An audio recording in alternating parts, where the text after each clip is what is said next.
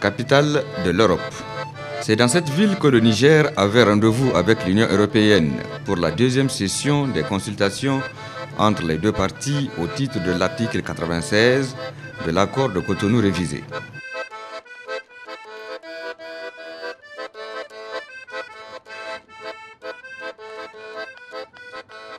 La délégation nigérienne, conduite par le Premier ministre Mahamadou Danda, comprenait en son sein le porte-parole du CSRD, le président du Conseil consultatif national, celui de l'Observatoire de la communication, plusieurs ministres et membres des institutions de la transition.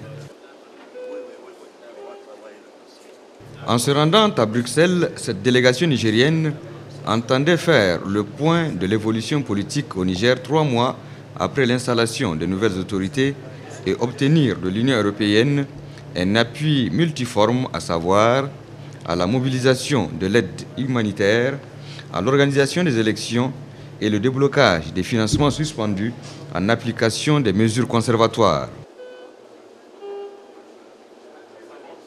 Mais la délégation nigérienne n'ira pas directement au contact de celle de l'Union européenne.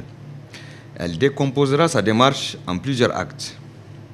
Premier acte, aller d'abord au contact des Nigériens vivant en Belgique. Mahamadou Danda et le reste de la délégation avaient pour devoir de rencontrer cette communauté de plus de 4000 âmes et lui rendre compte de la marche du pays quelques 3 mois après le changement de régime au Niger. Et là, c'est une foule enthousiaste qui assurait l'accueil.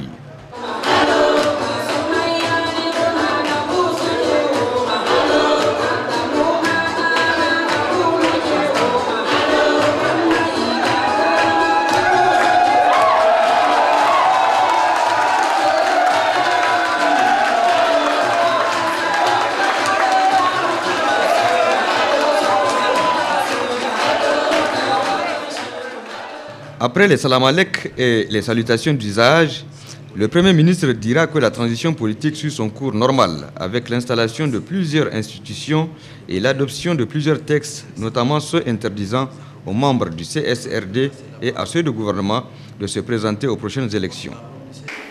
Pour simplement vous dire que le processus est en cours.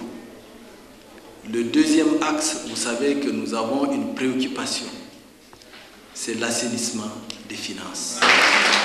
Là-dessus, nous pouvons vous assurer que la détermination est ferme, que nous ne pensons pas qu'on puisse définitivement empêcher aux militaires de faire irruption sur la scène si jamais, ne serait-ce que pendant cette transition, nous ne donnons pas des signaux comme quoi l'impunité n'aura plus droit d'être citée au Niger.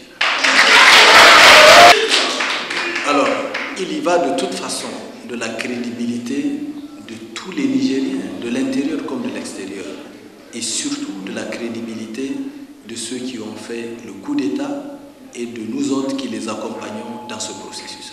Le troisième axe, vous savez que le CSRD a mis en avant le principe de réconcilier les Nigériens. Personne ne peut douter que ce qui a été fait en 2009 et amplifié à partir d'août a créé une fissure. Nous n'avons pas le droit de l'ignorer et je pense que c'est ce qui fait que le CSRD a fait en sorte que les Nigériens de l'intérieur comme de l'extérieur se réconcilient. L'assainissement de la situation économique et financière a été un sujet fort discuté au cours de cette rencontre et le porte-parole du CSRD d'apporter des précisions. Notre souci en faisant l'assainissement, c'était de conserver quand même la notion de justice et d'équité. Faire de l'assainissement. Faire de l'assainissement pour nous ne veut pas dire chasse aux sorcières. Nous n'avons pas de sorcières à chasser. Faire de l'assainissement pour nous ne veut pas dire nécessairement règlement de compte. Nous n'avons pas de compte à régler avec quelqu'un, nous n'étions pas sur la scène politique. Mais faire de l'assainissement, c'était déclencher un mécanisme de telle sorte que l'État nigérien, qui a été beaucoup spolié, puisse rentrer dans ses droits, mais bien rentrer dans ses droits dans les règles de l'art, c'est-à-dire dans le respect de l'équité et de la justice. Le président du Conseil consultatif national annoncera que les Nigériens de l'étranger voteront aussi lors du référendum et de la présidentielle à venir. Les autres membres de la délégation interviendront pour donner des précisions aux questions posées par l'assistance. La deuxième démarche du Niger